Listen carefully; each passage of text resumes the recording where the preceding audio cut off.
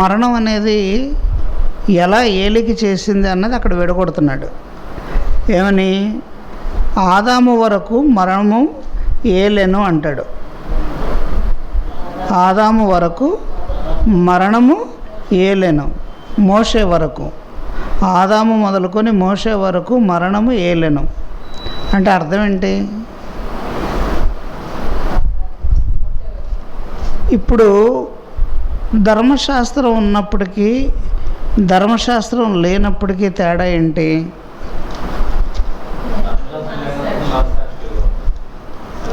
మనస్సాక్షి యుగమే. కానీ ధర్మశాస్త్రం లేనప్పుడు అసలు ఇతను పాపం చేయటం ఏంటి, చేయకుండా ఉండటం ఏంటి అనే విచక్షణ అనేది తనకు లేదు. అలా పాపం అన్న పదానికే వాల్యూ లేదు. పాపం అన్న పదానికి వాల్యూ లేనప్పుడు మరణం అన్న పదానికి విచక్షణ ఎక్కడొస్తుంది? అసలు మరణం అన్నది పాపం అన్న పదానికి విచక్షణ ఎక్కడొస్తుంది? పాపం చేస్తున్నామని ఎలా వాళ్ళు గ్రహించగలుగుతారు? ఇది పాపం చేస్తున్నాను నేను అని అలా అనుకునే అవకాశం లేదు.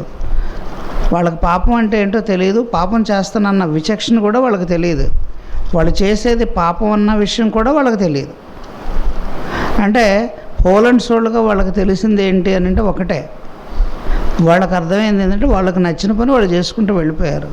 అంటే ఇప్పుడు వాళ్ళు నచ్చిన పని వాళ్ళు చేసుకుంటూ వెళ్ళిపోతున్నప్పుడు అక్కడ అది పాపంగా మారుతుంది అన్నది తెలియదు కనుక ఏలికి ఎవరిది? పాపందే. వాళ్ళకి తెలీదు పాపం అనే వాళ్ళ పని వాళ్ళు చేసుకుంటూ వెళ్ళిపోతున్నారు. కానీ దాంతో వాళ్ళకు వచ్చే నష్టం ఏంటి? ఇప్పుడు హెబెల్ ఉన్నాడు, హెబెల్ చేసింది తప్పని హెబెల్ కనిపించిందా? కయీను కనిపించిందా?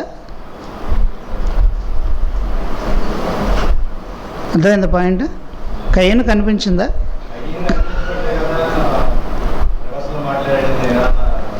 రివర్స్గా మాట్లాడాడండి. అతనికి పాపం అన్న సంగతి ఎలా తెలిసింది? అది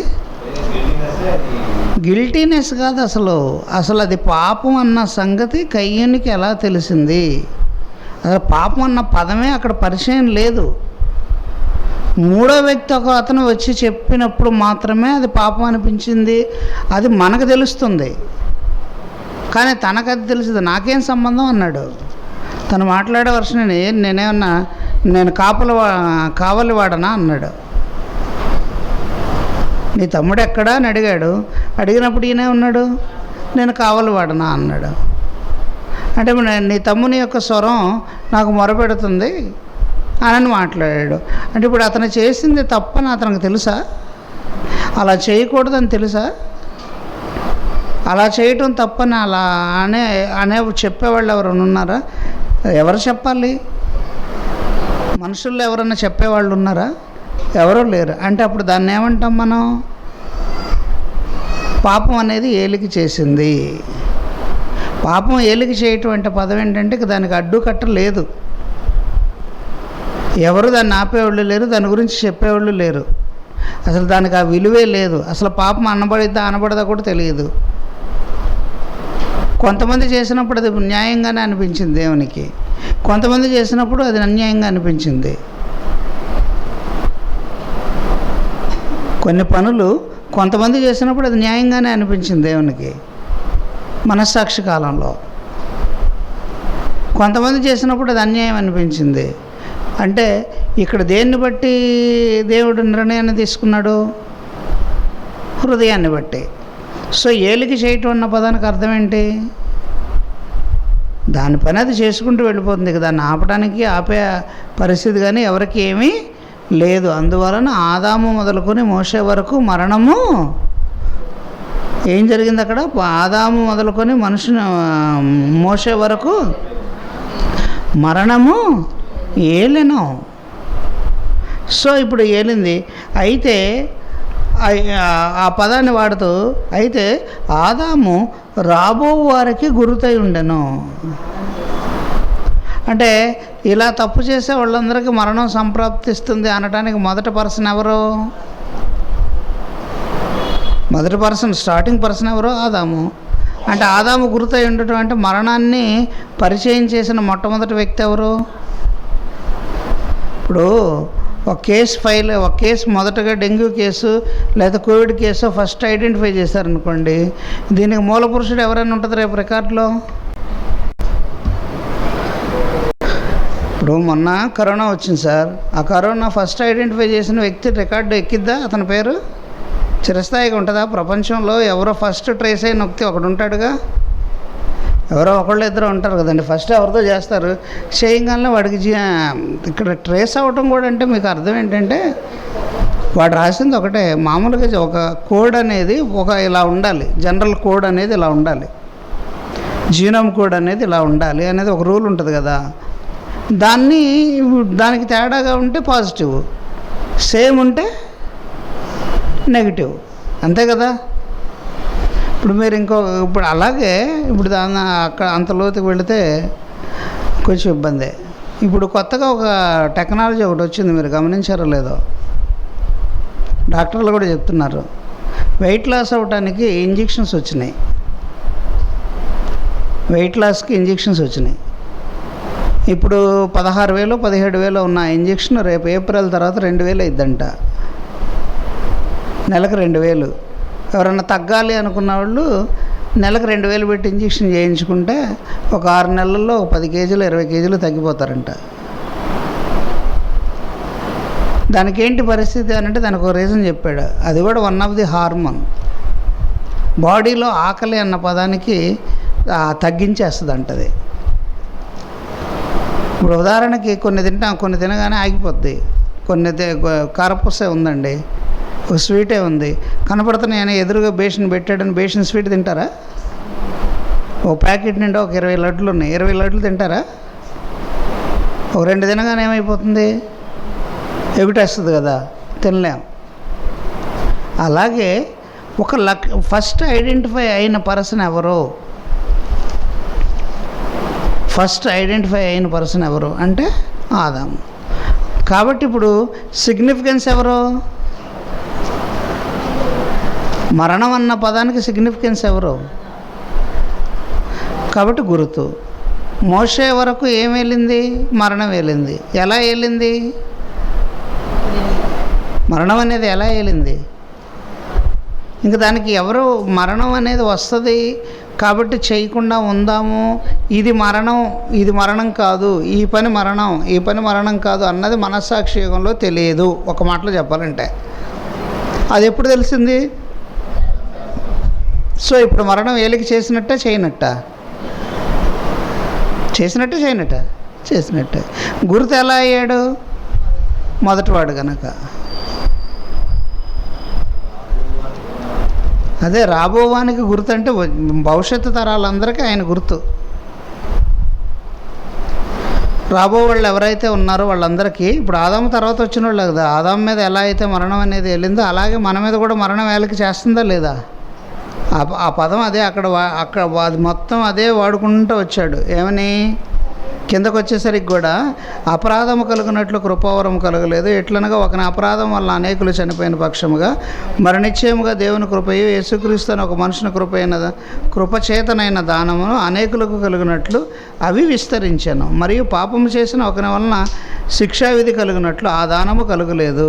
ఎలయనగా తీర్పు ఒక అపరాధ మూలమై వచ్చినదై శిక్షా విధికి కారణమైన, కృపావరం అయితే అనేక అపరాధముల మూలముగా వచ్చినదై మనుషులు నీతిమంతులుగా తీర్చబట్టు కారణమైన.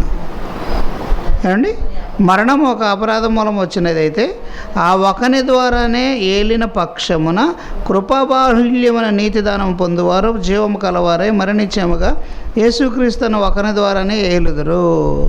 ఇప్పుడు మరణం అనేది ఒకళ్ళ ద్వారానే వచ్చింది కాబట్టి కృపాదానం కూడా ఒకళ్ళ ద్వారా రావాలా, ఇద్దరి ద్వారా రావాలా? అది ఇప్పుడు పరిశుద్ధాత్మ దేవునికి కూడా దేహం ఇచ్చి ఆయన్ని కూడా భూమి మీదకి పంపించి ఆయన్ని కూడా సిలువేసి ఆయన ద్వారా కూడా ఇవ్వచ్చు కదా.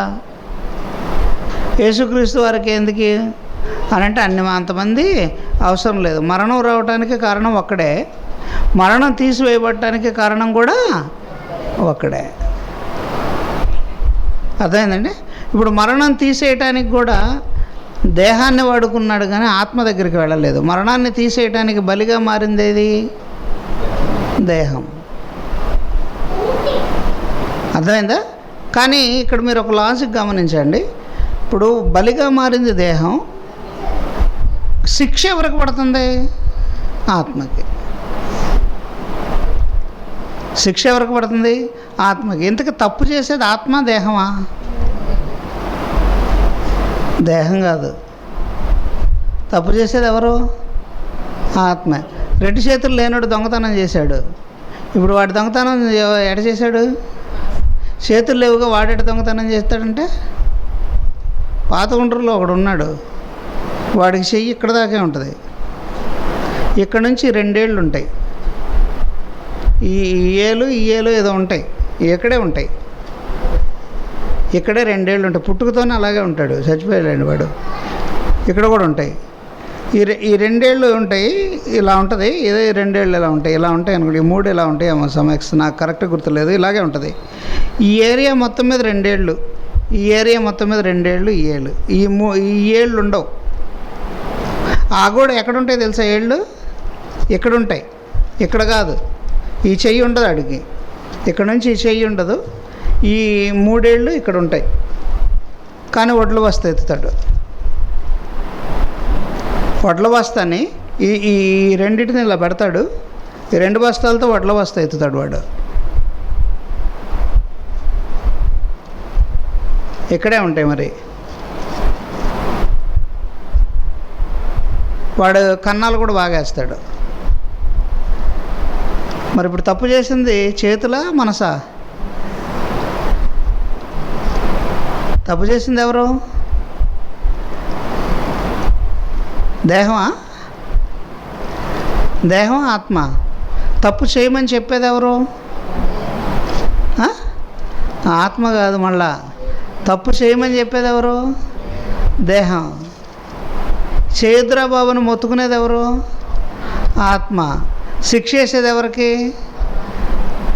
తేడా అది. అదేంటంటే తప్పు చేసేది దేహం, ఆత్మ మరి వద్దు వద్దని మొత్తుకుంది కదా. వద్దు వద్దని మొత్తుకున్నా కానీ ఆత్మకు శిక్ష వేస్తున్నాడు కానీ దేహానికి వేయట్లేదు కదా అని మీరు అడగచ్చు. అంటే ఇప్పుడు శిక్ష ఎందుకు పడింది దేహానికి, ఆత్మకి? ఉదాహరణ చెప్తాను. ఒక లారీ ఒక 10 మంది మీదకి ఎక్కి నిద్రపోతున్నారు ఫుట్పాత్ మీద. ఫుట్పాత్ పక్కన నిద్రపోయే వాళ్ళ మీదకి ఒక 10 మందికి లారీ ఎక్కి దిగింది. చనిపోయారు 10 మంది. ఎక్కి దిగితే శిక్ష ఎవరికి ఇవ్వాలి? ఎందుకు ఎక్కింది ఎవరు? మరి డ్రైవర్కి ఎందుకు వేస్తారు శిక్ష? ఎక్కింది డ్రైవర్. ఏమన్నా వాడు అడుగుతాడు, నేనేమన్నా ఎక్కానా? నేను ఎక్కటం వల్ల వాడు చచ్చిపోయాడా? నేను ఎక్కలేదు, నా సీట్లో నేను కూర్చున్నా, నేనేదో రిలాక్స్గా నిద్రపోయా, అది పోయింది. నన్నేం చేయమంటారు? నా మీదకి ఎందుకు వేస్తారు శిక్ష? ఎక్కిన టైర్కి వేయండి శిక్ష అన్నాడు అనుకోండి, జడ్జి ఏమంటాడు? ఏమండి ఏం చేస్తారు తెలుసా? Court is judgement. సమాధానం చెప్పడు, వాయిదా వేస్తాడు. కారణం ఎందుకు? వీడేందో మాట్లాడుతున్నాడు, నాకేం అర్థం కావట్లేదు. ఒక విధంగా చూస్తే నిజమే కదా. ఎక్కింది ఎవరు? ఇక్కడ జడ్జిమెంట్ వాదించేది లాయర్, వాదించేది తప్పు మావాడిది కాదండి. మావాడు కరెక్ట్గానే పట్టుకున్నాడు స్టీరింగ్ కొమ్మ దగ్గర టైరాయిడ్ ఎండ్ అని ఒకటి ఉంటుంది, దాని బోల్ట్ ఊడిపోయిందండి. ఊడిపోయి దాని అంతటా అదే పోయింది. మావాడు కరెక్ట్గానే పట్టుకున్నాడు. అందువలన తప్పు మావాడిది లేదు. కాబట్టి మీరు గమనించి విచారించి, వాడికి వెనక 2-3 భార్యలు ఉన్నారు కనుక గుర్తుపెట్టుకొని వదిలిపెట్టవలసిందిగా కోరుచున్నాను అంటాడు. అనగానే ఇప్పుడు జడ్జి గారు ఏమనాలి? అర్థమైందా? అంటే ఇప్పుడు శిక్ష ఎలా వెయ్యాలి, ఎవరికి వెయ్యాలి, ఎందుకు వెయ్యాలి ఆలోచించారా? తప్పు చేయించింది ఎవరు అని అంటే, చేసింది ఎవరు అంటే దేహం. చెయ్యొద్దురా బాబు అని చెప్పింది ఎవరు? ఆత్మ. కానీ శిక్ష వేసేది ఎవరికి? ఆత్మకి. ఎందుకని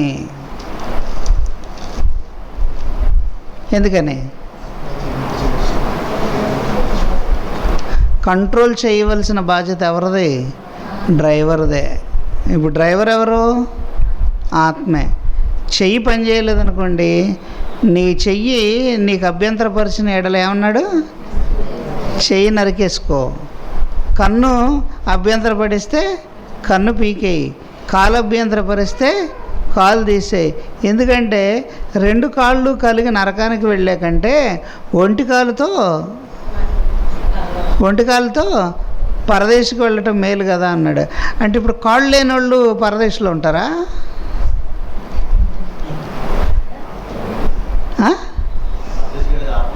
మరి అంటే ఇప్పుడు అక్కడికి వెళ్ళేసరికి కుంటికాలోడుగానే ఉంటాడా? అంటే అర్థం ఏంటి? దేహం మాట వినకండి. దేహం చెప్తూనే ఉంటుంది. దేహాన్ని నలగొట్టుకోవటమే నీ బాధ్యత. దేహానికి నలగొట్టుకోవడం. అందుకనే మేలైనది చెయ్యవలనని కోరిక నాకు కలుగుచున్నది, కానీ చేయుట నాకు కలుగటలేదు. అయ్యో నేనెంత దౌర్భాగ్యుడను! ఇట్టి మరణమునకు లోనకు ఈ శరీరము నుండి నన్నెవడు రక్షిస్తాడు? అయ్యో నేనెంత దౌర్భాగ్యుడను! వేరొక నియమం నా అవయముల యందు ఉన్నట్లు నాకు కనబడుచున్నది. అది నా మనసునందున్న ధర్మశాస్త్రముతో పోరాడి చెరపట్టి లోపరుచుకొనుచున్నది. అయ్యో నేనెంత దౌర్భాగ్యుడను! అవునా? అంటే ఇప్పుడు దేహం ఎలాంటిది? దేహం అనేది ఎప్పుడూ మంచి చెయ్యనివ్వదు. ఎందుకని చెయ్యనివ్వదు? పాప నియమం అనేది దేహంలో ప్రవేశించింది కనుక. ఎప్పుడు ప్రవేశించింది? మనస్సాక్షి కాలం అనబడిన ఆ కాలంలో కొందరిలోకి, ధర్మశాస్త్రం ఉన్నప్పుడు కొందరిలోకి, ధర్మశాస్త్రం కొట్టివేయబడుతున్న కాలంలో కొందరిలోకి, ధర్మశాస్త్రం కొట్టివేయబడిన తర్వాత కొందరిలోకి. పాయింట్ అర్థమైందా?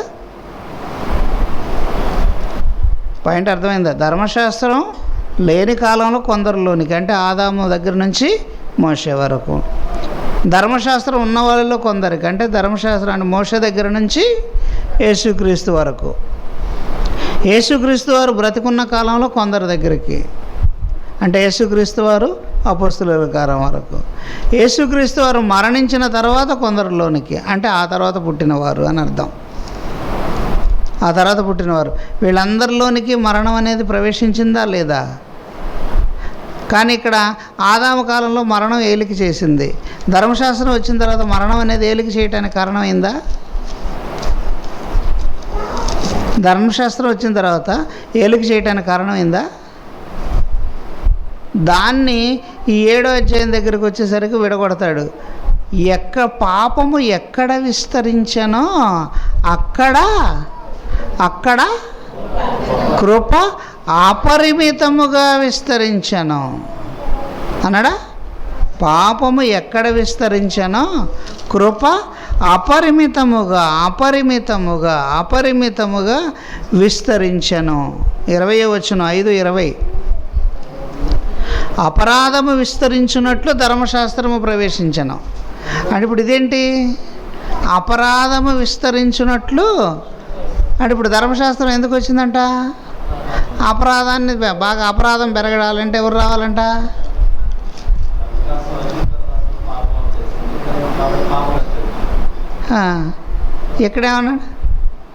ఇక్కడే ఉన్నాడు. అపరాధము విస్తరించున్నట్లు ధర్మశాస్త్రము ప్రవేశించను అన్నాడు. చూడండి అక్కడ 20లో. అంటే ఇప్పుడు అపరాధం విస్తరించడానికి ధర్మశాస్త్రం కావాలా? అక్కడ అన్నాడుగా, అపరాధము విస్తరించినట్లు ధర్మశాస్త్రము ప్రవేశించను. 20వ వచనం క్లియర్గా ఉంటుంది. అపరాధము విస్తరించినట్లు ధర్మశాస్త్రం ప్రవేశించను. అంటే ఇప్పుడు ధర్మశాస్త్రం ఎందుకు ప్రవేశించింది అన్నదానికి ఇంకో కోణం చూపిస్తున్నాడు. ఒక కోణంలో పాపం అంటే ఏంటో తెలియటానికి ప్రవేశించిందంట. ఇంకొక కోణంలో ఎందుకు ప్రవేశించింది? అపరాధము విపరీతంగా విస్తరించాలంట. అపరాధం విస్తరించాల్సిన అవసరం ఏంటి? అపరాధం వెనక ఇప్పుడు ఒక మాట చెప్తాను, మీకు ఈజీగా అర్థం అవ్వటానికి ఒక మాట చెప్తాను. అలా కాదు. ముందున్న జనశతాబ్ది పరిగెత్తుతుంది, వెనక ఎవరున్నారు? వందే భారత్ ఉంది వెనక వందే భారత్ ఉంది. కాబట్టి జనశతాబ్దిని ఏం చేస్తాడు? పరిగెత్తలా వద్దా? అంటే ఇప్పుడు ఇది పోవాలి, పోయి ముందు ఎక్కడో చోట సైడ్ అవ్వాలి. సైడ్ అవ్వకపోతే కుదరదు, వెనక వచ్చేస్తూ ఉంటుంది. అంటే వెనకొచ్చే వందే భారత్ కోసం ముందున్న జనశతాబ్ది ఏమవ్వాలి, టైంకి వెళ్ళిపోవాలి, లేదా లూప్ లైన్ కన్నా చేరాలి. అంటే వెనకొచ్చేదానికోసం ముందు ఇది పరిగెత్తాలి, వెళ్ళాలి. అందుకని అన్నాడు అపరాధము విస్తరించున్నట్లు. అపరాధం ఎందుకు విస్తరించాలంటే కృప పరిగెత్తుతుంది వెనక. కృప రావాలి అంటే కృప ఎక్కడికి వెళ్ళాలి, ఎక్కడ అపరాధం ఉందో అక్కడ కృప వెళ్ళాలి. ఇది లా పాయింట్ అర్థమైందా? ఎక్కడ డెంగ్యూ ఉందో అక్కడ మున్సిపాలిటీ వాళ్ళు ఫాగింగ్ చేయాలి. ఇప్పుడు మున్సిపాలిటీ వాళ్ళు కనపడాలంటే ముందు ఎవరు ఉండాలి,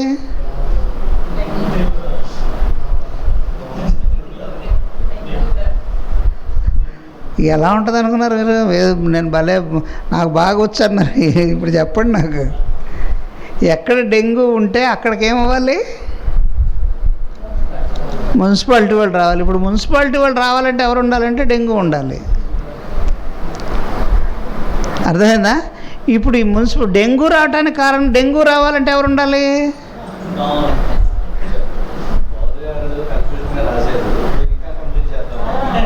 ఎందుకు కన్ఫ్యూజన్? ఎంత క్లియర్గా ఉదాహరణలతో సహా చెబుతుంటే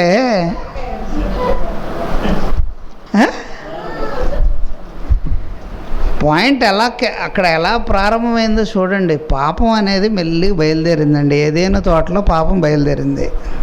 పాపం బయలుదేరగానే పాపం వెనక ఎవరున్నారు, పాపం వెనక కృప లేదు, మరణం ఉంది. అవునా? పాపం బయలుదేరినంటే పాపం నువ్వు పద నేను వస్తానని ఎవరు అనుకున్నారు, మరణం వచ్చింది. మరణం వచ్చి బయలుదేరి వెళుతూ ఉంది. మరణం బయలుదేరి వెళుతుంటే ఈ పాపం అన్నది తెలియట్లేదు జనాలకి. పాపం చేసుకుంటారు, ఏదో వాడేదో సినిమాలు అంటారే, పాపం చేసినట్టు పరపర కోత్తరు అనేది అంటే డైలాగ్. పాపం అన్నది గబగబా వెళుతుంది, కానీ పరపర కోత్తరు అన్న సంగతి తెలియదు. అవునా? తెలుసా తెలీదా? తెలియదు. ఇప్పుడు ఈ పరపర కోత్తరు అనాలంటే ఏమనాలి, ధర్మశాస్త్రమే. ధర్మశాస్త్రం ఇక పరపర కూసేది, కంటికి కన్ను కంటికి పన్ను. అంటే ఇప్పుడు ధర్మశాస్త్రం లేదనుకోండి, అసలు పాపం చేస్తానే ఉంటారు, పరపర కూసేది లేదు. ఇప్పుడు ధర్మశాస్త్రం ప్రవేశించింది. ధర్మశాస్త్రం ఎవరిని బేస్ చేసుకుని వెళ్ళింది, ధర్మశాస్త్రం ఎవరిని బేస్ చేసుకుని వెళ్ళింది, ఆజ్ఞను హేతువు చేసుకొని. మధ్యలో ఇది ఒకటి ఉంది, ఆజ్ఞని హేతువు చేసుకొని ఇది బయలుదేరి వెళ్ళింది. ఇప్పుడు వీళ్ళిద్దరు వెళ్తున్నప్పుడు మళ్ళీ వెనక ఇంకొకళ్ళు బయలుదేరు. ఎవరాళ్ళు, కృప. ఈ కృప ఎవరిని బేస్ చేసుకుని వెళ్తుంది, వీళ్ళు ఎక్కడుంటే వాళ్ళకి పోతుంది. అల్టిమేట్గా ఏం చేయాలి, కృప అక్కడికి వెళ్ళి ధర్మశాస్త్రాన్ని తీసి పక్కన పెట్టాలి, పాపాన్ని తీసి పక్కన పెట్టాలి, మరణాన్ని తీసి పక్కన పెట్టి కృప అపరిమితంగా విస్తరించాలి. అంటే ఇప్పుడు కృప విస్తరించాలి అని అంటే ముందు ఎవరెవరు ఉండాలి, పాపం ఉండాలి, మరణం ఉండాలి, ఆజ్ఞ ఉండాలి, ధర్మశాస్త్రం ఉండాలి. ఈ 4 ముందుంటే ఈ 4 తీసేయటానికి ఎవరు బయలుదేరాలంటే కృప బయలుదేరాలి. ఇది అమ్మా ఏంటంటే ఇవన్నీ 4 ప్రయారిటీలు ఏమి ఉండవు అక్కడ. ఒకటి ఒకదాన్ని తర్వాత ఒకదాన్ని బేస్ చేసుకొని ఒకదాన్ని బేస్ చేసుకొని ఒకటి బయలుదేరటమే. ముందు బయలుదేరింది ఏది,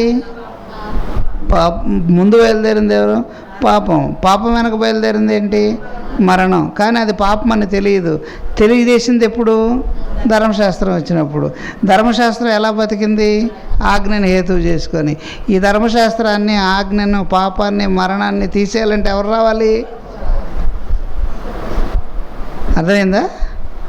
జిల్లా కోర్టులో కేసు శిక్ష వేసాడు. జిల్లా కోర్టులో శిక్ష వేస్తే ఏం చేస్తారు, హైకోర్టు కొట్టేశాడు. హైకోర్టు కూడా శిక్ష ఖరారు చేశారు.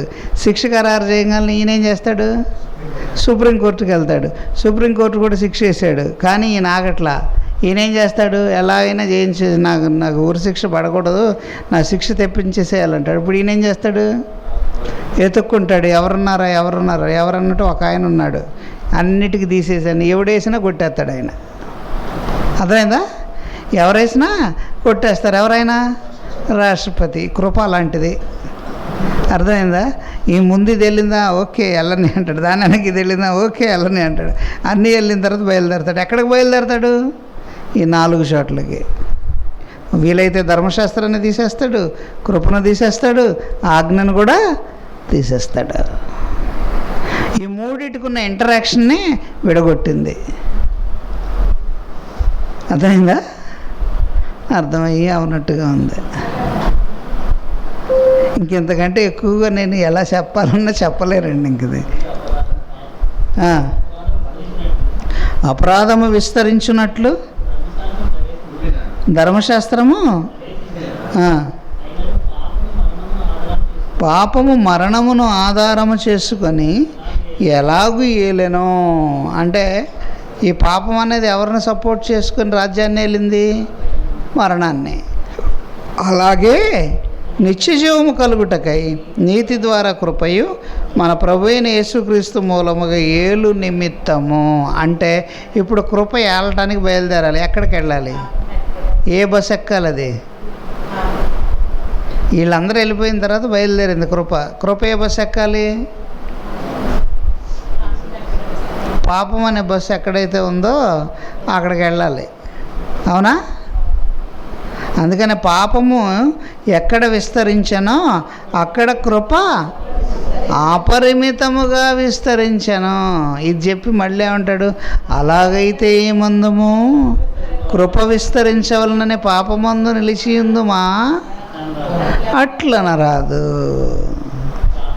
అర్థమైందా?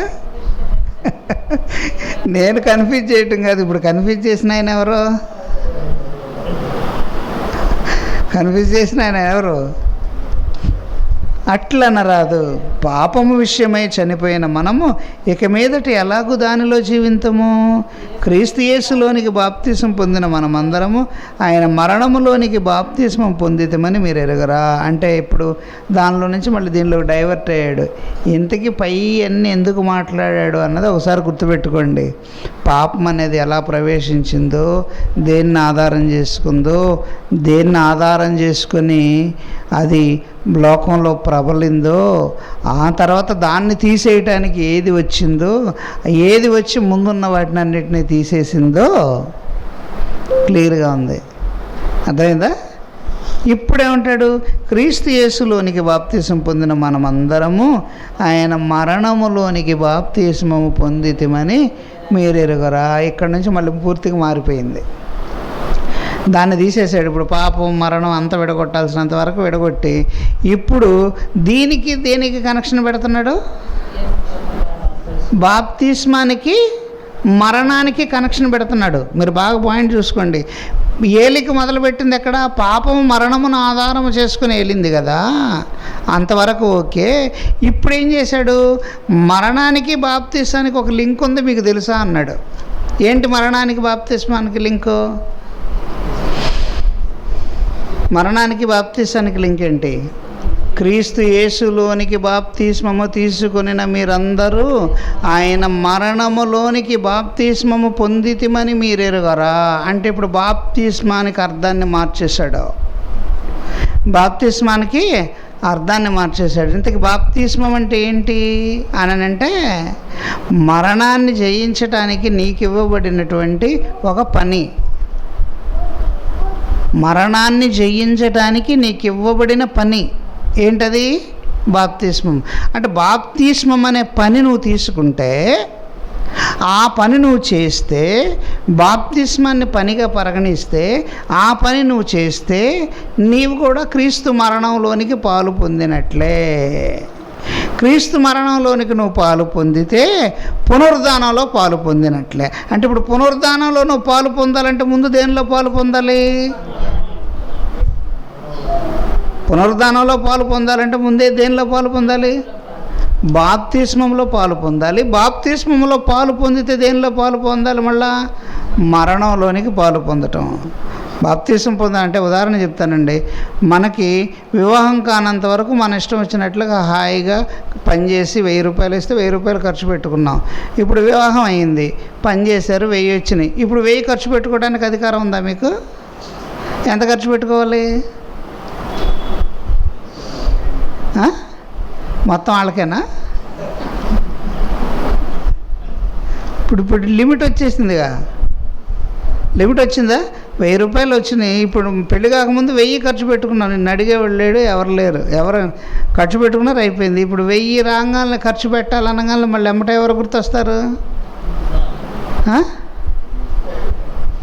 ఎవరు గుర్తొస్తారు?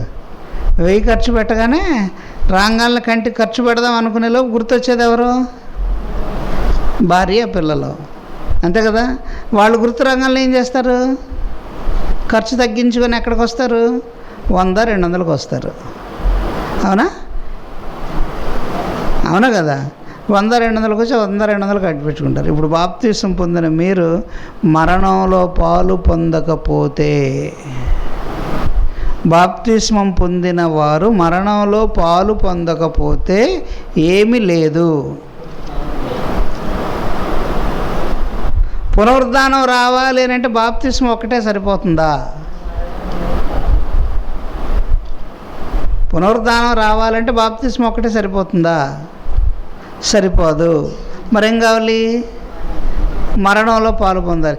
ఏ మరణంలో పాలు పొందాలి? మళ్ళీ క్వశ్చన్ అక్కడ రైజ్ అవుతుంది. మరణం అంటే ఏంటి? మళ్ళీ పాపం, ఆజ్ఞాతిక్రమమే పాపం, పాపం వలన వచ్చే జీతం మరణం అంటే రాస్తే ఇక్కడ ఆన్సర్ 0. అదేంటి అక్కడ ఉంది కదండి అని అంటే కుదరదు. అక్కడ వేరు, ఇక్కడ వేరు. అక్కడ చెప్పాడు ఆజ్ఞాతిక్రమం పాపం, పాపం వలన వచ్చే జీతం మరణం అని. ఇక్కడే ఉన్నాడు. క్రీస్తు యేసులోనికి బాప్తిసం పొందిన మీరందరూ ఆయన మరణములోనికి బాప్తిస్మం పొందితురని మీరు ఎరుగరా? మీకు తెలియదా? అది మరణంలోనికి బాప్తిసం పొందితురని మీరు ఎరుగరా? మీరు ఎరుగరా అంటే మీకు తెలియదా? ఆయన మరణం యొక్క సాదృశ్యముందు ఐక్యము కలవారమైనప్పుడే పునరుద్ధానము యొక్క సాదృశ్యముందును ఐక్యము కలవారమైందము. మరణం యొక్క సాదృశ్యముందు ఐక్యము కలవారు కాలేదు కనుక పునరుద్ధానం లేదు. పునరుద్ధానం లేదు అని అంటే నువ్వు మరణంలో పాలు పొందలేదు. మరణంలో పాలు పొందటం అంటే పని చేయటం. మరణంలో పాలు పొందటం అంటే అర్థం ఏంటి? ఇంత టైం ఇక్కడ కూర్చొని టైం వేస్ట్ చేసే బదులు ఆడకెళ్ళి ఒక్కొక్కరు ఒక్కొక్క స్టైల్లో అనుకోవచ్చు. నా స్టైల్లో నేను, మీ స్టైల్లో మీరు. ఈడ కూర్చొని ఇంత టైం వేస్ట్ చేసే బదులు ఆడ కూర్చొని 4 కాలేజీల్లో 10 మందిని చేర్పిస్తే 4 డబ్బులు వస్తాయి కదా అని దిలీప్ అనుకోవచ్చు. నాకు ఈ పిఏలు, డిఏలు, టీఏలు వస్తాయి అని. మేనేజర్ గారు ఏడు కూర్చునే బదులు అటు తిరిగి ఇటు తిరిగి 4 లోన్లు ఎవరికన్నా ఇస్తే నాకేదో ప్రమోషనో ఎమోషనో వచ్చింది కదా అని ఆయన అనుకోవచ్చు. వేణు ఉన్నాడు, ఈడ కూర్చునే బదులు ఆడ కూర్చున్న సాఫ్ట్వేర్లో అదో ఇదో చేస్తే మళ్ళీ ఆ కంపెనీ నుంచి ఇంకో కంపెనీ కొద్దిగా హైక్ అవుతాం కదా అని ఆయన అనుకోవచ్చు. అనుకున్న శ్యామ్ గారు ఉన్నాడు, ఈ కాలంలో నేను ఆడ కూర్చొని అమరావతిలో ఎలక్ట్రికల్ బస్ సంగతి ఏందో ఆలోచిస్తే కొద్దిగా ప్రమోషన్ వచ్చిన తర్వాత ఎమోషన్ వచ్చింది కదా అని ఆయన అనుకోవచ్చు.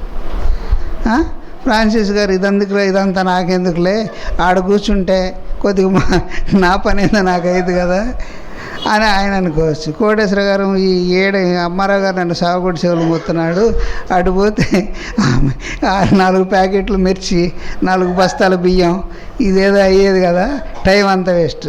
ఆ పక్కన ఉన్నాడు నాగేశ్వరరావు, ఆయన ఇప్పుడు ఫుల్ బిజీలో ఉన్నాడు. ఇదంతా ఈ గోళ, అక్కడ 1,00,000 కొంటాను, ఇక్కడ 2 లక్షలకు అమ్ముతాను, ఆ టైర్ ఇటేస్తాను, ఈ టైర్ ఎట్టేస్తాను, ఇలా చేసేది ఇక్కడ కూర్చుంటే ఏమొచ్చింది. ఇది కథ.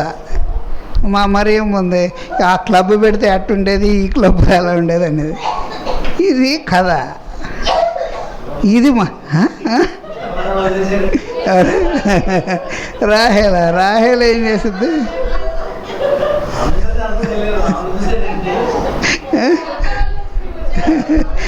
అట్లాగే ఇప్పుడు రేసమ్మ గారు కనపడట్లేదు, అందుకని ఒకటోసారి రెండోసారి అనకుండా ఏడ కూర్చుంటే ఏం ప్రయోజనం, అక్కడ ఒకటోసారి రెండోసారి అంటే నాకు ఉపయోగానే. ప్రసన్న నన్నలండి పాపము పిచ్చిమాలకు అక్కడ కూర్చోబెట్టి స్టేట్మెంట్ ఇచ్చి చదవమంటే ఏ పత్రి ఏ ప్రశ్న ఇస్తాడు, ఇది ఎలాగైతే ఏమందము అలాగైతే ఏమందం అనే చెక్కి చింపి డబ్బాలు వేసిద్ది ఆ అమ్మాయి. అది జరిగేది కాదు. మీరు అక్కడ ఇచ్చి స్టేట్మెంట్ రాసి చెక్ పాస్ చేయమని అంటే అది చూడు, అది వదిలేసి ఈడు చూసి అలాగైతే ఏమందము అట్లా రాదు అన్నాడు, అట్టిస్తాడా అనేది ఇది చింపిది డబ్బాలో వేసిద్ది. తర్వాత ఎక్కడుందా చెక్ ఎత్తుకుంటే డస్ట్బిన్లో ఉంటుంది. అది పాపం ప్రసన్న స్టైల్. ఏం చేయగలం? మరణంలోనికి పాలు పొందటం అంటే ఇది కాదు. మరణంలోనికి పాలు పొందటం అంటే అర్థం ఏంటో తెలుసా? మరణంలోనికి లేచిన దగ్గర నుంచి ఈరోజు ఒక ఆత్మను రక్షించటానికి నీ వంతు నువ్వు ప్రయత్నించటమే మరణములోనికి పాలు పొందటం. క్రీస్తు యేసులోనికి బాప్తిస్మము పొందిన మనమందరము ఆయన మరణములోనికి పాలు పొందితిమని మీరు ఎరుగరా. అందుకని యేసుక్రీస్తు వారు అంటాడు ఏమని? అమ్మా, మీరేలా నన్ను వెతుకుచున్నారు? నేను నా తండ్రి పనుల మీద ఉండవలనని మీరు ఎరుగరా. లేచిన దగ్గర నుంచి దేవుని గురించి ఆలోచించటమే మరణంలో పాలు పొందటం. ఏది? ఈ అధ్యాయాన్ని బేస్ చేసుకొని, ఇక్కడున్న ఈ అధ్యాయాన్ని బేస్ చేసుకొని. అందుకనే ప్రభు అయిన యేసు తను అప్పగింపబడిన రాత్రి ఒక రొట్టెనెత్తుకొని కృతజ్ఞతాస్తుతులు చెల్లించి, ఇది మీ కొరకైన నా శరీరము, నన్ను జ్ఞాపకము చేసుకొనుటకై దీనిని చేయుడి. ఇది ఇక్కడ మరణంలో పాలు పొందటం. అక్కడ మరణంలో పాలు పొందటం వేరు. అక్కడ పాలు పొందటం నేనేమన్నా కావలి వాడనా అన్నాడు, అది మరణంలో పాలు పొందటం. సత్క్రియ చేసిన ఎడల తలెత్తుకొనవా, వాకిట పాపం పొంచి ఉన్నది, నీ తమ్ముని యొక్క రక్త స్వరము నాకు మొరపెట్టుచున్నది కయ్యను అని నేనేమన్నా కావాలి వాడనా, అది మరణం వేరు. ఇక్కడ మరణం అనేది వేరు. నెక్స్ట్ 7:6 ఏమనగా మనం ఇంకా పాపమునకు దాసులము కాకుండాటకు పాప శరీరము నిరర్ధకమగునట్లు మన ప్రాచీన స్వభావము ఆయనతో కూడా సిలువ వేయబడినని ఎరుగుదము. దేనికి? మనం ఇంకనూ పాపమునకు దాసులు కాకుండుటకు. అంటే ఇప్పుడు పాపం అనే దానిలోనికి దాసులుగా మారకుండా ఉండటానికి మనం ఏం చేస్తున్నాం? ఇదిగో ఈ మరణాన్ని ప్రతిదినం గుర్తు చేసుకుంటున్నాం. దానిలోనే కదా. ఇప్పుడు దాని గురించి, ఇప్పుడు రేపు ఏం చేద్దాం, ఎల్లుండి ఏం చేద్దాం, తర్వాత ఏం చేద్దాం, ఈ నెలలో ఈ మీటింగ్ పెడదాం, వచ్చే నెలలో ఆ మీటింగ్ పెట్టాలి, ఆ తర్వాత నెలలో ఈ మీటింగ్ పెట్టాలి, తర్వాత ఈ కార్యక్రమం ఇలా చేయాలి, దీన్ని ఇలా చేయాలి, దాన్ని అలా చేయాలి. ఇన్ని కార్యక్రమాలు ఎందుకు డిజైన్ చేస్తున్నాం? అవకాశం ఇవ్వట్లా. అవకాశం ఇస్తే ఏం చేస్తుందండి అపవాది? అవకాశం ఇస్తే ఏం చేస్తుంది? వాడేసుకునిద్ది. అవకాశం ఇవ్వకపోతే మన జోలికి రాదు. ముందు మనం అవకాశం ఇవ్వకుండా ఉండాలి. కనుక ఏమనగా మనం ఇంకనూ పాపమునకు దాసులు కాకుండాటకు పాప శరీరకము నిరర్ధకమగినట్లు మన ప్రాచీన స్వభావం ఆయనతో కూడా సిలువ వేయబడినని ఎరుగుదము. చనిపోయిన వాడు పాప విముక్తిని తీర్పు పొంది ఉన్నాడు. మనము క్రీస్తు కూడా చనిపోయిన ఎడల మృతుల నుండి లేచిన క్రీస్తు ఇంకను చనిపోడనియు మరణమునైక ఆయన మీద ప్రభుత్వము చేయదనియు ఎరిగి ఆయనతో కూడా జీవించుదామని మనం నమ్ముచున్నాము. అంటే మనం గనక క్రీస్తు మరణాన్ని గురించి కనుక మనం జ్ఞాపకం చేసుకుంటూ ఉంటే, ఆ మరణంలో ఆయన ఎలా శ్రమపడ్డాడో మనం కూడా అలా శ్రమపడాలని ఇష్టపడితే, ఆయన మీద పాపం అనేది అధికారం చేయలేదు, మరణం అనేది ఆయన మీద పెత్తనాన్ని చలాయించలేదు. మనం కూడా అలా ఉంటే మన మీద కూడా అది పెత్తనం చెయ్యదు, చలాయించదు. అంతే కదా. నా మాట విని నన్ను పంపిన వాని యందు విశ్వాసం ఉంచువాడు నిత్య జీవము కలవాడు, వాడు తీర్పులోనికి రాక మరణములో నుండి జీవములోనికి దాటి ఉన్నాడు. 5:24 యోహాను సువార్తలో. ఏమండి? నన్ను నిరాకరించి నా మాటను అంగీకరింపని వానికి తీర్పు తీర్చువాడు ఒకడు కలడు. నేను చెప్పిన మాటయే అంచె దినమందు వానికి తీర్పు తీర్చును. ఓకేనా? అంటే ఇప్పుడు ఇక్కడ మీరు వెంటనే గుర్తుపెట్టుకోవాలి, ఈ మరణం డబల్ వచ్చినప్పుడు ఈ మరణానికి ఆ మరణానికి తేడా ఏంటి అని. నెక్స్ట్, పాపం విషయమై ఒక్కసారే చనిపోయాను కానీ ఆయన జీవించుట చూడగా దేవుని విషయమై జీవించుచున్నాడు. అటువలే మీరును పాపం విషయమై మృతులుగాను దేవుని విషయమై క్రీస్తు యేసునందు మిమ్మల్ని మీరుగానే సజీవులుగాను ఎంచుకొనుడి. అంటే ఇప్పుడు పాపం విషయంలో మనం చనిపోయిన వారుగాను, క్రీస్తు విషయంలో ఎలా ఉండాలంట? సజీవులుగాను. మనల్ని మనమే ప్రిపేర్ చేసుకోవాలి. అంటే మనం అనుకో ఏంటిది ఎప్పుడు బైబిల్ ఇవి కుసంత కళాపోషణ లేకుండా పోయింది అని అనుకునే కాలం కాదు. పక్కన వాళ్ళు అంటారు, ఏంద్ర బాబు ఎప్పుడు ఇక బైబిల్ అయినా నీకేం 30 ఏళ్ళే కదా, 40 ఏళ్ళే కదా, ఇంకేమన్నా 60 వచ్చినాయా, 70 వచ్చినాయా, 60, 70 రాలేదు, ఇప్పుడే బైబిల్ పట్టుకుని పొద్దాకలు బైబిల్ బైబిల్ బైబిల్ అని తిరుగుతున్నారు. మనిషి అన్న తర్వాత కూసంత కళాపోషణ ఉండాలి కదా అని ఎవడన్నా అన్నాడు అనుకోండి, అప్పుడు మీరేమనాలి? ఏమనాలండి? నేను పాపం విషయమై మృతుడుగాను, దేవుని విషయమై యేసుక్రీస్తునందు సజీవులుగాను ఎంచుకున్నాను నాయనా. అర్థమైందా? అంటే కాలము సంకుచితమై ఉన్నది కనుక సమయమును పోయనివ్వక, అంతే కదా, కాలము సంకుచితమై ఉన్నది కనుక సమయమును పోనీయక, ఉన్న కొద్ది సమయంలో ఏం చేయాలి? ఒక ఆత్మను ఎలా రక్షించాలి.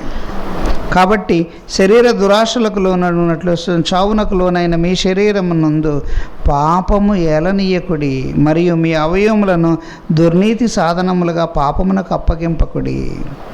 అక్కడేమో ఫస్ట్ ఏమో పాపానికి, ఆజ్ఞకి, ధర్మశాస్త్రానికి వీటన్నిటికీ నిర్వచనాలు చెప్పి, వాటన్నిటికున్న రిలేషన్ చెప్పి, వాటికంటే కృప ఎంత బెటరో చెప్పి, తర్వాత బాప్తీసానికి మరణానికి సంబంధం ఏంటో చెప్పి, బాప్తిస్మము మరణం అన్న దానివల్ల పునరుద్ధానం దొరుకుతుందని చెప్పి, ఆ తర్వాత ఇవన్నీ పొందటానికి మీరు వాడవలసిన అవయవాలు ఏవి అని అంటే మీ అవయవాలే. మీ అవయవాలనే దేవుని పనికి సాధనాలుగా మార్చండి. ఇంతసేపు కూర్చోబెట్టారు. కూర్చోవాలంటే ఎంత కష్టం అండి. ఇంతసేపు మామూలుగా కూర్చోమంటే కూర్చుంటారు ఎక్కడన్నా? మామూలుగా కూర్చోమంటే 11 గంటల నుంచి 4 దాకా కూర్చోమంటే కూర్చుంటారా? ఈవెన్ దో సినిమా హాల్లోనైనా కానీ 2 గంటల కంటే ఎక్కువ కూర్చోలేరు. 2.5 అవర్స్ అవగానే మధ్యలో ఇంటర్వెల్ని ఇచ్చి 10 నిమిషాలన్నా నేను లేపి బయటకు పంపాలి. ఇంటర్వెల్ లేదు, 2.5 గంటలకు కూర్చోండి అన్నాడు అనుకోండి, వెళ్తారా సినిమాకి? కష్టం. మరి ఇక్కడ ఇంతసేపు ఎలా కూర్చున్నాం మనం? మన దేహాన్ని దేవునికి సాధనాలుగా మార్చాలనుకున్నాము గనుక మీ అవయవములను నీతి సాధనములుగా దేవునికి అప్పగించుడి. మీరు కృపకే కానీ ధర్మశాస్త్రమునకు లోనైన వారు కారు గనక పాపం మీ మీద ప్రభుత్వము చెయ్యదు. ఎవరి మీద పాపం ప్రభుత్వం చెయ్యదు? ఎవరి మీద పాపము ప్రభుత్వము చెయ్యదు. మీ అవయవాలను దేవునికి సాధనాలుగా మార్చిన వారి మీద పాపము ప్రభుత్వము చెయ్యదు. అంటే పాపం అనేది ప్రభుత్వం చేయకుండా ఉండాలంటే మన అవయవాలని ఎవరికి సాధనాలుగా మార్చాలి? నీతికి సాధనాలుగా మార్చాలి. మళ్ళీ ఇప్పుడు దాన్ని మళ్ళీ అక్కడ క్వశ్చన్ చేస్తున్నాడు. చెప్పాడు కదా, అట్లయిన ఎడల కృపకే కానీ ధర్మశాస్త్రమునకు లోనుగు వారము కామని పాపము చేయుదమా? ఇప్పుడు పాపం అన్న పదం లేదు, మొత్తం కృపే కదా, కాబట్టి ఇప్పుడు పాపం చేద్దామా? అది అన్నటికీ కుదరదు. లోబడుటకు దేనికి మిమ్మల్ని మీరు దాసులుగా అప్పగించుకుందరో అది మరణార్థముగా పాపమునకే కానీ నిత్యార్థముగా విధేయతకే కానీ దేనికి మీరు లోబడదురో దానికే దాసులగుదురని మీరు ఎరుగుదురా? మీరు పాపమునకు దాసులై ఉంటిరి, కానీ ఏ ఉపదేశ క్రమమునకు మీరు అప్పగింపబడుతురో దానికి హృదయపూర్వకముగా లోబడిన వారై పాపము నుండి విమోచింపబడి నీతికి దాసులయ్యిరి. ఇందుకు దేవునికి స్తోత్రము. మీరు శరీర బలహీనతను బట్టి మనుష్య రీతిగా మాట్లాడుచున్నాను. ఏమనగా అక్రమము చేయుటకై అపవిత్రతకును అక్రమమునకును మీ అవయవముల దాసులుగా ఎలాగ అప్పగించితిరో అలాగే పరిశుద్ధత కలుగుటకై ఇప్పుడు మీ అవయవములను నీతికి దాసులుగా అప్పగించండి. అంటే ఇంతకుముందు మనం మన దేహ ప్రకారంగా బ్రతికాం, దేహ ఇష్ట ప్రకారంగా బ్రతికాం. ఇప్పుడేం చేస్తారు? దేహ ఇష్ట ప్రకారంగా బ్రతకండి, ఈ దేహాన్ని దేవుని కోసం నలుగా కొట్టండి. అందుకనే ఇక్కడ బొట్టి బాప్తీసం తీసుకొని కూర్చుంటే పరలోకం రాదు, పరదేశకు వెళ్ళరు. మీరు ఎంత నీతిగా అంటే మనం నీతి అన్న పదానికి మనమే డెఫినేషన్ ఇచ్చుకుంటామంటే మన వల్ల ఎవరికి అన్యాయం జరగకుండా, మనం ఎవరికి మోసం చేయకుండా, ఎవరికి ద్రోహం చేయకుండా మన పనేందో మనం చేసుకుంటూ వెళ్ళిపోతే మనం నీతిమంతులు అనుకుంటాం. కానీ దేవుని దృష్టిలో అది కాదు నీతి అంటే. నువ్వే తప్పు చేయకుండా నీ పని నువ్వు చేసుకున్నా నువ్వు నీతిమంతుడు కాలేవు. ఏ తప్పు చేయకుండా ఉండు, ఎవరిని మోసం చేయకుండా ఉండు, కానీ దేవుని పని చేయటం మాత్రం చెయ్యాలి. దేవుని పని చేయకపోతే నువ్వు కూడా అనీతిమంతుడవే. దేవుని దృష్టిలో నీది అంటే వచ్చిన పని చేయకుండా ప్రయోజనం ఉంది అండి. ఉదాహరణ చెప్తాను. మీ పిల్లలకి బాగా పొద్దున్నే లేవగానే మంచి టిఫిన్, జీడిపప్పు, బాదం, పిస్తా అన్నీ వేసి మొత్తం టిఫిన్ పెట్టారు. వాడు బుద్ధిమంతుడిగా 6ంటికి లేచాడు. లేచి ప్రశాంతంగా వాకింగ్ చేసి ఇంటికి రాగానే బరిగి తిని బయలుదేరి నీట్గా బట్టలు వేసేసుకొని, టక్ చేసుకొని, పాలిష్ చేసుకొని, తల నీట్గా దూకొని, నీట్గా పెట్టుకొని బయలుదేరి వెళ్ళాడు. వెళ్ళి బుద్ధిమంతుడిలాగా వెళ్ళి మళ్ళీ 1 గంటకు నడుచుకుంటూ వచ్చాడు. మళ్ళీ వచ్చి భోజనం పెట్టి తిన్నాడు. ఇప్పుడు మళ్ళీ తిని మళ్ళీ వెళ్ళాడు. మళ్ళీ 9ంటికి వచ్చాడు. ఇప్పుడు డాడీ సాయంత్రం అయిపోయిన తర్వాత ఎరా ఏం చేసావు, ఏంది పరిస్థితి అంటే, ఏమీ చేయలేదు డాడీ, అసలు తల వంచిన తల ఎత్తలేదు. ఇక్కడ తల ఉంచాను, ఇదిగో గుజ్జనగూడలో తల ఎత్తాను, మళ్ళీ గుజ్జనగూడ దగ్గర నుంచి ఇటు తిరిగాను, తల అక్కడ దించాను, నడుచుకుంటూ కింద మాత్రమే చూశాను, పక్కకు కూడా చూడలేదు. మళ్ళీ వచ్చేసరికి సాయంత్రం 8 అయింది, ఆకలి అయింది, అన్నం తిన్నాను, పండుకున్నాను. మరి రేపేం చేస్తారంటే, మళ్ళీ ఏం చేయండి డాడీ, పొద్దున్నే లేస్తాను, తింటాను, మళ్ళీ తల శుభ్రంగా రెడీ అవుతాను, తల ఉంచుకుంటాను, గుజ్జనగూడ దాకా వెళ్తాను, మళ్ళీ వస్తాను అంటాడు. అప్పుడు ఏమంటారు మీరు, అబ్బా మా వాడు ఎంత బుద్ధిమంతుడంటే, వంచిన తల ఎత్తడండి, అసలు అల్లాడిపోతున్నాడండి మా అబ్బాయి అన్నట్టు చెప్పారనుకుని. ఎలా ఉంటుంది?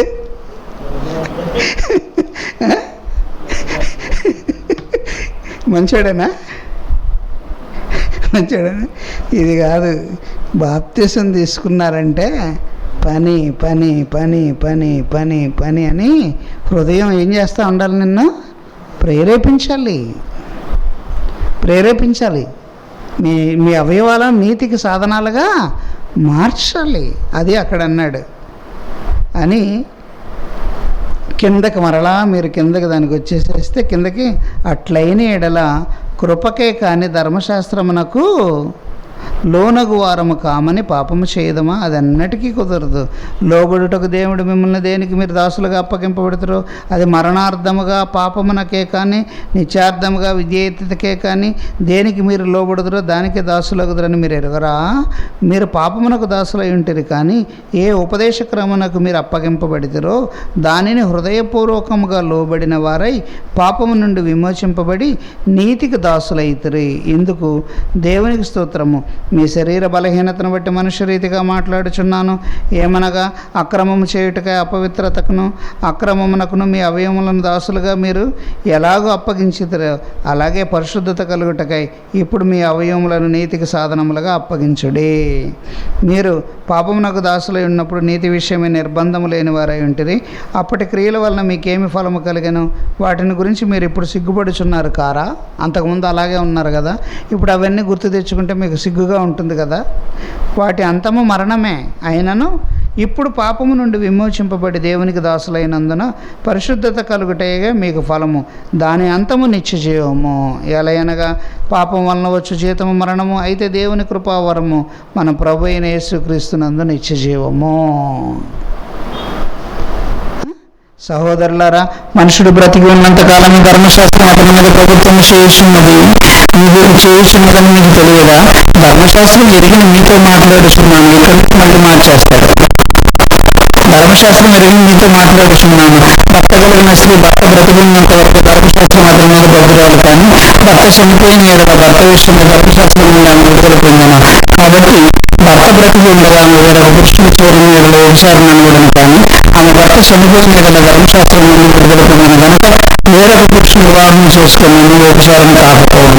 కావున నా సహోదరులారా, మనము దేవుని కొరకు ఫలించినట్లు మృతుల్లో నుండి లేకపోయిన క్రీస్తుని వేరొకరిని చేరుటకై దేవుని ఆయన శరీరం ద్వారా ధర్మశాస్త్రం విషయము